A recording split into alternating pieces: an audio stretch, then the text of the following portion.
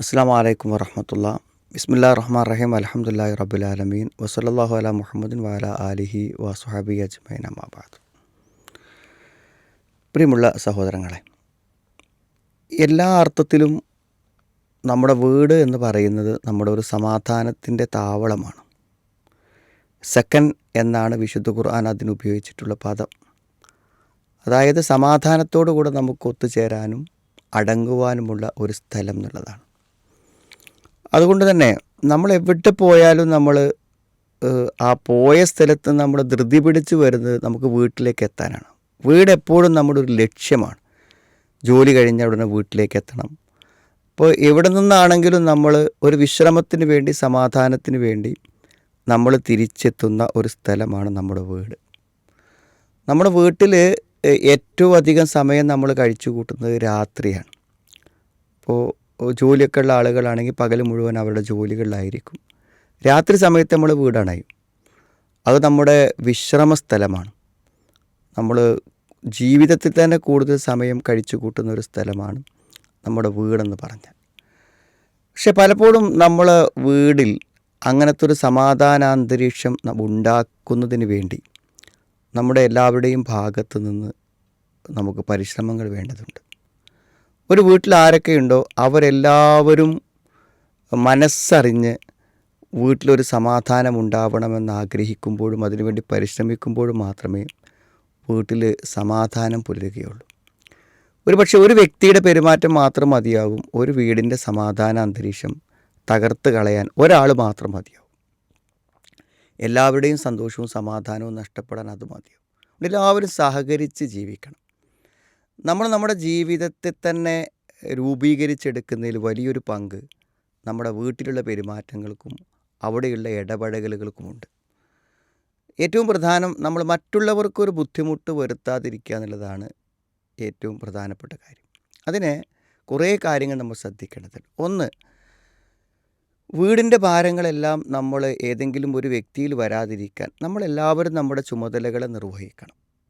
അത് വീടിലുള്ള പെരുമാറ്റങ്ങളാണെങ്കിലും, അത് വൃത്തിയാക്കുന്ന കാര്യത്തിലാണെങ്കിലും, അവിടുത്തെ പാചകത്തിൻ്റെ കാര്യങ്ങളാണെങ്കിലും, എന്ത് കാര്യങ്ങളാണെങ്കിലും നമ്മളെല്ലാവരും കൂട്ടായി സഹകരിക്കുമ്പോഴാണ് അതൊക്കെ നടത്തുക. ഇപ്പോൾ വീട്ടിലേക്ക് വേണ്ട സാധനങ്ങൾ സമയത്ത് എത്തിക്കുന്നിടത്ത് വീട്ടുടമസ്ഥൻ താല്പര്യം കാണിച്ചില്ലെങ്കിൽ വീടിൻ്റെ കാര്യങ്ങൾ മുടങ്ങിപ്പോകും. അത് കൃത്യമായി പാചകം ചെയ്യുന്നതിൽ വീട്ടിലെ സഹോദരിമാർ ശ്രദ്ധിച്ചില്ലെങ്കിൽ അത് പ്രശ്നമായിത്തീരും. അതിൻ്റെ അവിടുത്തെ കാര്യങ്ങൾ ഭംഗിയായി നടന്നു പോകാൻ ഓരോ അവിടുത്തെ മെമ്പർമാർ, കുട്ടികളായാലും അവരവരുടേതായ പങ്ക് നിർവഹിക്കാതെ പോകുമ്പോൾ എന്തു ചെയ്യും? ബാക്കിയുള്ളവർക്ക് കൂടെ അതൊരു വിഷമകരമായ അവസ്ഥകളായിത്തീരും. അതേപോലെ തന്നെ നമ്മൾ ഒരു വീട്ടിൽ സമാധാനവും സന്തോഷവും നഷ്ടപ്പെടുത്താൻ ഏതെങ്കിലും ഒരാളുടെ തെറ്റായ ജീവിത പെരുമാറ്റങ്ങൾ മതിയാവും.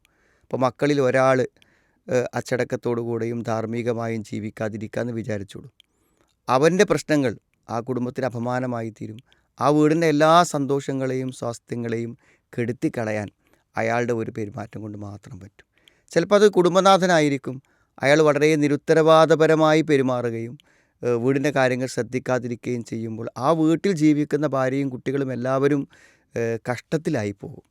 അപ്പോൾ എല്ലാവരുടെയും ഒരു നല്ല സഹകരണവും പരസ്പരമുള്ള ഒരു സ്നേഹവും ഒക്കെ ഉണ്ടെങ്കിൽ മാത്രമേ അത് നിർവഹിച്ച് പോകാൻ പറ്റുള്ളൂ.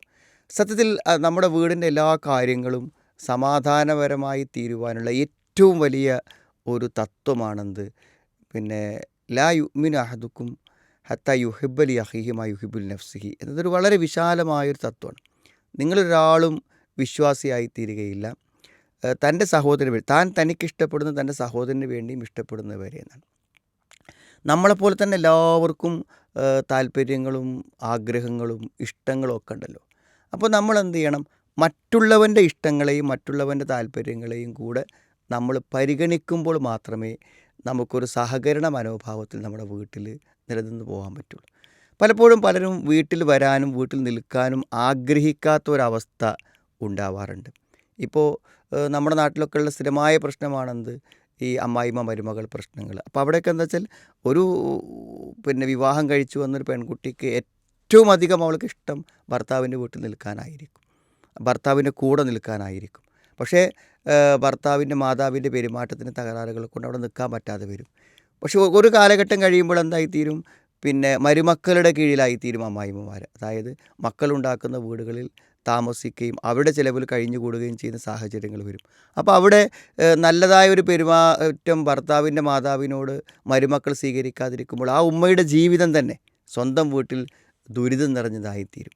അതുകൊണ്ട് നമ്മളെപ്പോഴും ആലോചിക്കുക, നമ്മുടെ സാന്നിധ്യം കൊണ്ട്, നമ്മുടെ നാവ് കൊണ്ടോ നമ്മുടെ വാക്കുകൊണ്ടോ മറ്റുള്ളവരൊരു ബുദ്ധിമുട്ട് അനുഭവിക്കാതെ സമാധാനത്തോടു കൂടെ വീട്ടിൽ ജീവിക്കുവാനുള്ള ഒരു അന്തരീക്ഷം നമ്മുടെ എല്ലാവരുടെയും ഭാഗത്തു നിന്നുണ്ടാവണം. അങ്ങനെ വീട് എന്ന് പറയുന്നത് ഒരു ശാന്തിയുടെ, സമാധാനത്തിൻ്റെ താവളമാകുമ്പോൾ ആ സമാധാന ശാന്തി അവിടെ പുലർന്നു കാണാൻ ഒരു വീട്ടിൽ താമസിക്കുന്ന ഏതെല്ലാം അംഗങ്ങളുണ്ടോ എല്ലാവരും ആത്മാർത്ഥമായി ആഗ്രഹിക്കുകയും പ്രയത്നിക്കുമ്പോഴും മാത്രമാണ് അത് സാധ്യമായി തീരുന്നത്. നമ്മുടെ സാന്നിധ്യവും നമ്മുടെ പെരുമാറ്റവും വീടിൻ്റെ സ്വസ്ഥതയും സമാധാനവും കെടുത്തിക്കളയുന്നതിൽ ഒരു കാരണമാകുന്നുണ്ടോ എന്ന് ആത്മപരിശോധന നമ്മൾ നടത്തണം.